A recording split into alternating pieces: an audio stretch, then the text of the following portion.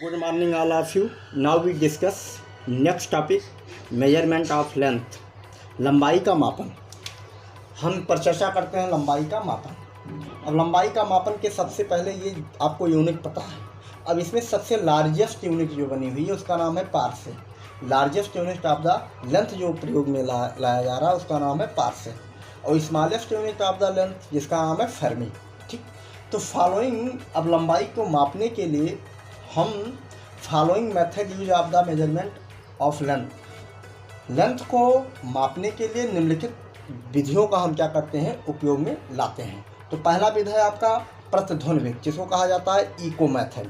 Eco method में क्या होता है, जैसे कोई व्यक्ति यहाँ से या कोई भी साउंड यहाँ से सोर्स से क्या किया गया, प्रोड्यूस किया गया और जाकर कहीं दीवार या कोई भी औरों से टकराया। टकराने के बाद ये ध्वनि पुनः क्या होता है, वापस चला आता है। इस प्रकार से आपको ये ज्ञात है कि ध्वनि की चाल अगर आपको ज्ञात हो और आपको पास से घड़ी हो, क्या हो, घड़ी से हम क्या कर सकते हैं, टाइम मेजरमेंट कर लेते हैं, आने और जाने में कितना समय लगा। तो यहाँ से हम लगा सकते हैं 4 बराबर दूरी बटा समय। यहाँ देखिए दूरी को हम 2 टाइम्स किए हैं, तो 2 टाइम्स किए हैं, एक दूरी जाने में एक दूरी आने में, डिवाइड बाई टाइम। तो डी बराबर हमको निकालना है। लेंथ की मापन की बात करते हैं तो डी इक्वल हो जाएगा भी गुणे टी बाई। तो इस प्रकार से प्रतिध्वनि विधि से हम क्या कर सकते हैं, आसानी से लेंथ को क्या कर सकते हैं, मेजरमेंट कर सकते हैं। सेकंड मेथड इस्तेमाल करते हैं सोनार विधि। यहाँ ध्यान दीजिए, सोनार शब्द का अर्थ अपने दैनिक लाइफ में हम बहुत ज़्यादा करते हैं। यहाँ सोनार जो है, एक जो सोना बेचने वाले जो एक व्यवसायी होते हैं उस व्यक्ति के लिए सोनार शब्द इस्तेमाल। लेकिन सोनार एक प्रकार की मशीन भी होती है, जो बहुत ऊंचा आवाज़ सुनते हैं वो अक्सर मशीन लगाए रहते हैं। सोनार का पहला नंबर देखें, फुल फॉर्म क्या होता है, साउंड। यहाँ यशो को एक साथ लेकर बोला जाएगा, साउंड, नेविगेशन एंड रिंगिंग। ये भी ध्वनि पर ही आधारित है। इसके लिए फार्मूला सेम लगेगा, D equal V into T by 2, क्योंकि वी जो है यहाँ पर ध्वनि की क्या है, चाल है। भी क्या है, यहाँ पर ध्वनि की क्या है, चाल है। इस प्रकार से 2 विधि आपके सामने हो गया। ध्यान दीजिए, अब हम तीसरी विधि पर हम क्या करते हैं। तीसरा जो मेथड हम इस्तेमाल लाते हैं लंबाई मापन के लिए, लेजर मेथड का इस्तेमाल करते हैं। लेजर आप दैनिक लाइफ में देखे होंगे, जो बाज़ार में मिलता है वही लेजर की हम बात कर रहे हैं। तो सबसे लेजर का फुल फॉर्म आप जान लीजिए। लेजर का जो फुल फॉर्म होता है, light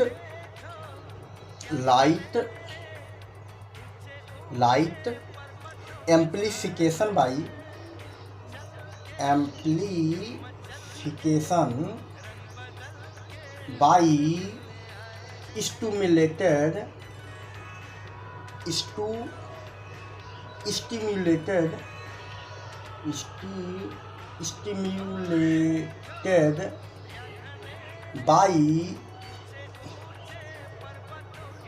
stimulated emission by radiation,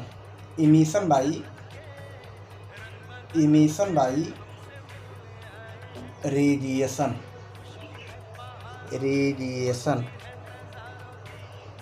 ध्यान दीजिए, इसके द्वारा भी हम क्या कर सकते हैं, जैसे लेजर को आप जलाते हो तो ये क्या करता है, लाइट एम्प्लीफिकेट करता है, स्टिम्युलेट करके क्या करता है, रेडिएशन को इमिट करता है।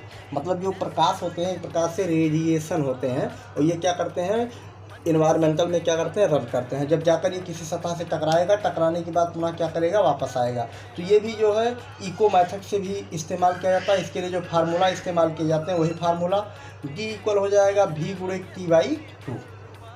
फार्मूला वही इस्तेमाल करते हैं। यहाँ भी जो है लेजर जो लाइट रेज है उसकी चाल है, और चाल चूँकि रेज की कितनी होती है, सी, प्रकाश के चाल के क्या होता है, बराबर होता है, सी कहिए, सी गुणे टी बाई 2 अप्लाई करेंगे। आइए देखते हैं अगला मेथड जो इस्तेमाल करते हैं, रडार विधि। जो चतुर्थ मेथड इस्तेमाल करते हैं, कौन सा विधि, रडार विधि। रडार विधि से भी हम क्या करते हैं, लेंथ का मेजरमेंट कर लेते हैं आसानी से। ये सब तकनीक पर आधारित है। रडार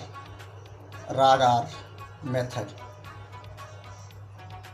राडार मेथड से भी हम लेंथ को क्या करते हैं, मेजरमेंट करते हैं। राडार का सबसे पहले फुल फॉर्म जान लीजिए क्या होता है। यहाँ से राडार का फुल फॉर्म हो जाएगा radio detection and ringing. Radio, ये ध्यान दीजिए, रेडियो डिटेक्शन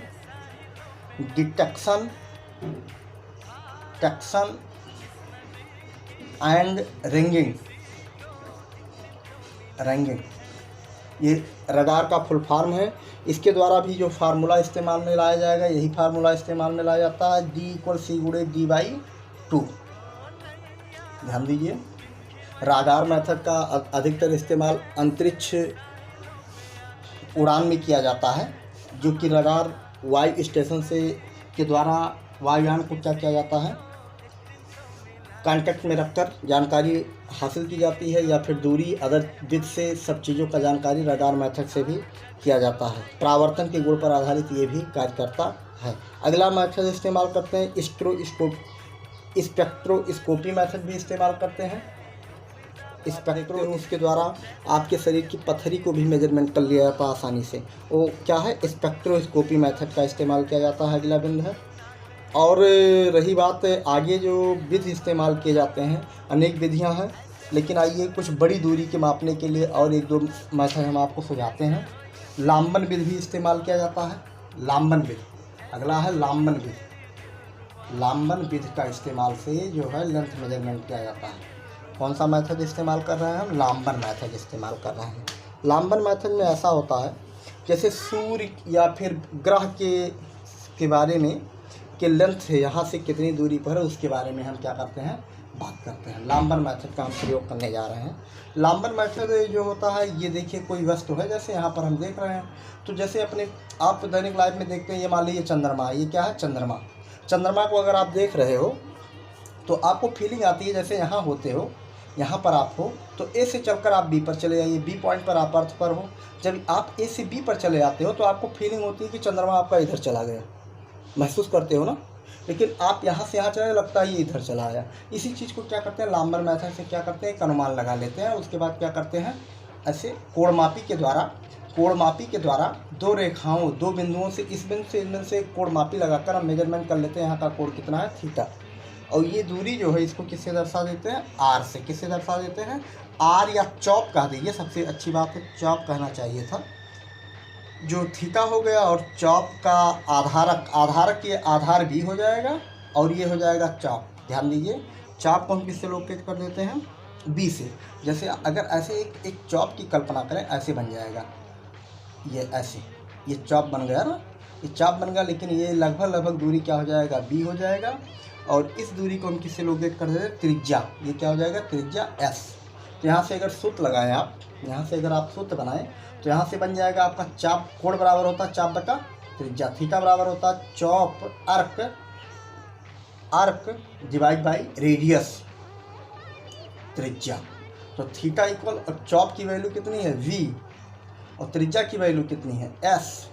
तो s को हमें मेजरमेंट करना है, तो s इक्वल हो जाएगा b बाई थीटा। अब हम क्या करते हैं, अर्थ से हमें पता चल गया वो कितनी दूरी पर स्थित है। यहाँ से आसानी से क्या कर सकते हैं हम, लांबन विधि से पृथ्वी से किसी ग्रह अथवा निकट स्थित तारे की दूरी को क्या कर सकते हैं, हम ज्ञात कर सकते हैं आसानी से। लेकिन यहाँ ध्यान दीजिए, अभी यहाँ पर हम क्या करते हैं, लंब भी डाला जाएगा, ऐसे लंब डाला जाएगा, ये दूरी बताएगा ना। तो यहाँ से θ1 ले लेते हैं, इसका नाम देते हैं θ1, यहाँ से नाम देते हैं θ2। फिर ये फार्मूला जो बन जाएगा आपका, अस्थाई जो फार्मूला बनेगा, इसके संदर्भ में बनेगा आपका कैपिटल D इक्वल हो जाएगा आधारक बटा त्रिज्या, लांबन कोण।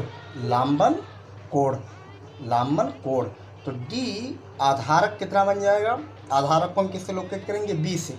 ये पूरी लेंथ कितनी है आपका, B है, इसको कहेंगे आधारक बेस। इसकी दूरी क्या है, B।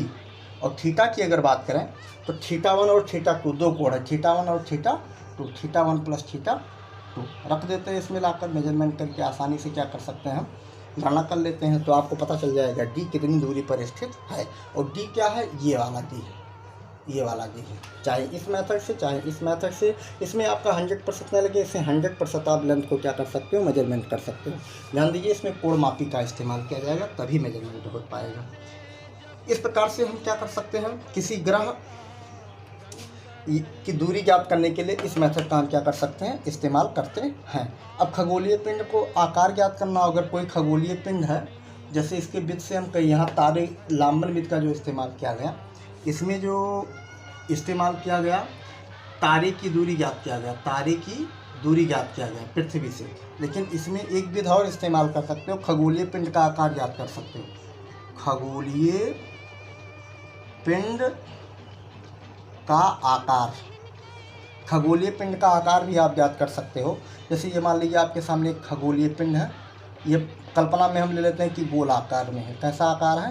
गोल आकार में। कोई ग्रह होगा, ठीक, मान लेते हैं कोई ग्रह है, चाहे जो खगोलीय पिंड है, तो इसका क्या करते हैं? A B. और यहाँ से क्या करते हैं? आप पृथ्वी पर हो ना, पृथ्वी से क्या करते हैं? एक कोण मापी लेते हैं और कितने अंश का कोण बन रहा है इसके द्वारा क्या करते हैं? मेजरमेंट कर लेते हैं। ये देखिए यहाँ पर आपके नेत्र पर बनने वाला कोण को हम क्या करते हैं? मेजरमेंट कर लेते हैं। तो थीटा बराबर हम लिख सकते हैं ना, यहाँ से थीटा इक्वल हो जाएगा ए बी मीन्स चाप बटा त्रिज्या मीन्स ये डी जो कि हम पहले ही याद कर चुके हैं, डी डिवाइड बाई डी। बात समझ में आपको? कोण बराबर होता है चाप बटा त्रिज्या। देखिए ए बी बटा डी। अगर ए बी को हम स्मॉल डी से लोकेट कर दें, जो क्या बता रहा है? डायामीटर बता रहा है। किसका डायामीटर बता रहा है? जो आपका खगोलीय पिंड है। तो इसको अगर स्मॉल डी से हम लोकेट करें तो small D by capital D. इस प्रकार से हमें डी निकालना है। तो डी इक्वल क्या हो जाएगा? Theta into capital D. इस प्रकार से खगोलीय पिंड का हम आकार के बारे में क्या कर सकते हैं? आसानी से गणना कर सकते हैं। देखते हैं, अभी हम लार्ज लेंथ को मेजरमेंट करने के लिए मेथड को सुझा रहे थे, लेकिन अब वेरी स्मॉल डिस्टेंस अगर आपको मेजरमेंट करना हो तो कौन सा विधि इस्तेमाल करते हैं? इसमें सबसे पहले इस्तेमाल करते हैं आवोगाद्रो विधि। कौन सा विधि? आवोगाद्रो मेथड इस्तेमाल किया जाता है। सबसे पहला विधि क्या है? आवोगाद्रो मेथड का इस्तेमाल करके छोटे से छोटे लेंथ को हम क्या कर सकते हैं? आसानी से माप कर सकते हैं। कौन सा मेथड इस्तेमाल कर रहे हैं? Avogadro method. आवोगाद्रो मेथड के अंतर्गत जो फार्मूला बनाया जाता है, इसके अंतर्गत जो फार्मूला आता है रेंज निकालना है लेंथ का, आर इक्वल होता है capital M divide by 2 pi rho capital N. Capital N जो है यहाँ पर आवोगाद्रो संख्या है के पावर 1/3। यहाँ ध्यान दीजिए एन की वैल्यू जो हम सभी लोग प्लेस करते हैं 6 पॉइंट, आवोगाद्रो की वैल्यू आपको पता होनी चाहिए 10⁻23 होता है। और रो का मान जो होता है, यहाँ रो जो है घनत्व है। क्या है? घनत्व। पदार्थ का क्या है? घनत्व यहाँ पर जो लिया गया है ग्राम प्रति सेंटीमीटर क्यूब में लिया गया है, ध्यान दीजिएगा। और कैपिटल एम जो है यहाँ पर क्या है? कैपिटल एम जो है पदार्थ का परमाणु भार है। कैपिटल एम क्या है? पदार्थ का परमाणु भार है। Atomic weight